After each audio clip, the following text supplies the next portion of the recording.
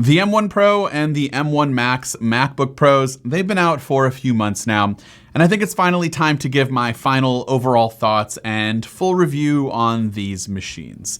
So for reference, this is the 16-inch M1 Max MacBook Pro.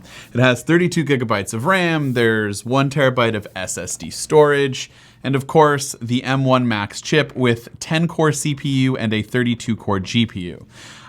This machine is incredible, but it's not perfect. If it was perfect, this video would be over in 30 seconds. I'd say it's perfect. Everyone go buy it, and that's the end of that.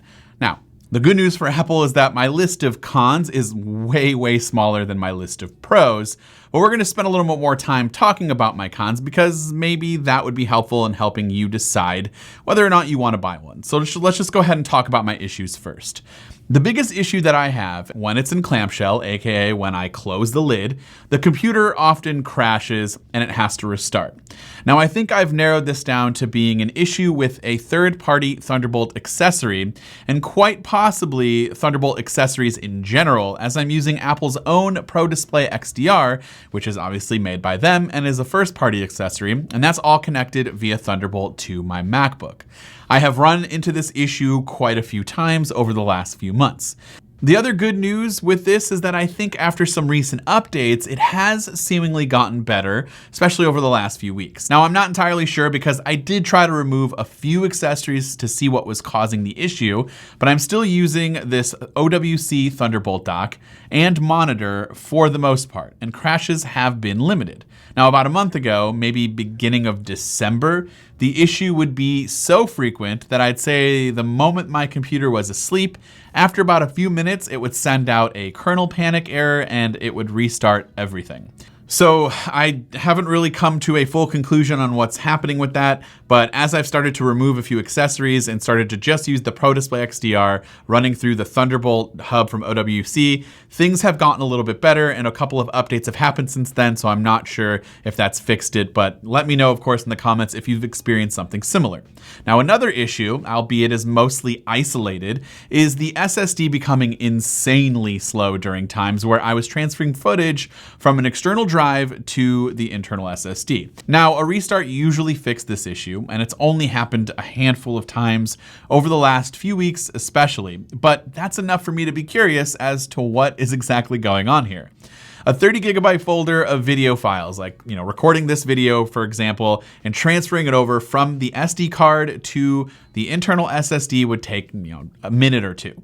But when this bug happens, it would actually say that it was going to take up to 2 to 3 hours, which obviously is just not right. So as far as major issues, that's really it. I haven't been able to fix them myself, but they have gotten better. And a restart does fix the SSD issue. They're both pretty isolated. So obviously if you don't use a lot of Thunderbolt docks or monitors, and I'm not still entirely sure a monitor was the issue. It happened a lot more when I used a third-party monitor. Obviously, I replaced it back with the Pro Display XDR and things have gotten a little better. Again, just wanted to put this out there so that if you guys have some of the same issues, you can let me know. And again, this also happens when in clamshell, and when you're not in clamshell, it's fine for the most part. Now, there are a few things that I wish I had done differently when purchasing this MacBook, but to be clear, this is not an indictment on the machine. This is a me problem, not a MacBook problem. But for starters, I probably should have done 2 terabytes at least of SSD storage over 1. I'm coming from a 2019 Mac Pro with an insane amount of storage due to the PCIe slots, and so having such a limited amount of internal storage has been a minor struggle.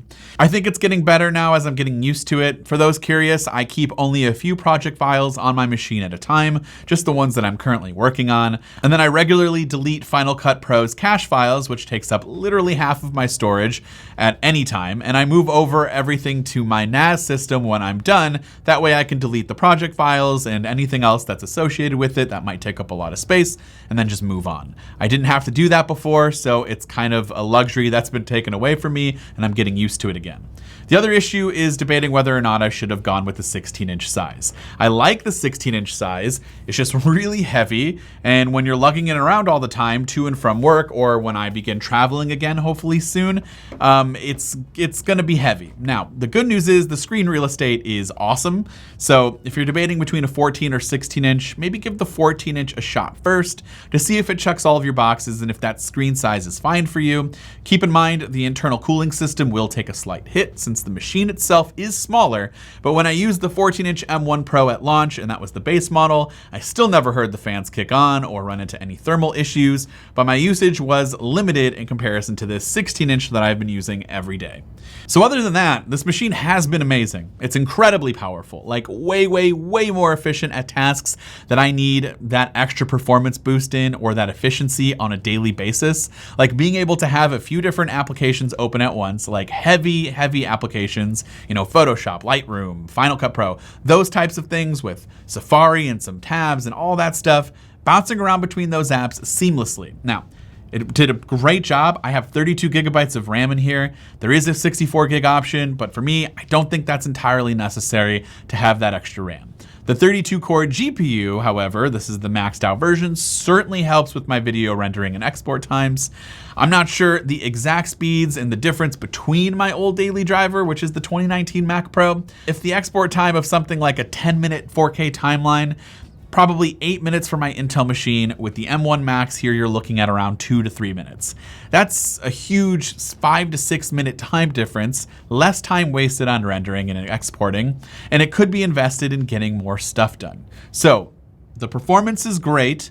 The display is absolutely beautiful. It features 120 Hz ProMotion and mini LED. It's easily the best display that I've ever used on a laptop in quite some time. And I like the new old style keyboard setup. It's all black, it's lacking a touch bar, but it gives us back some more functional physical keys instead.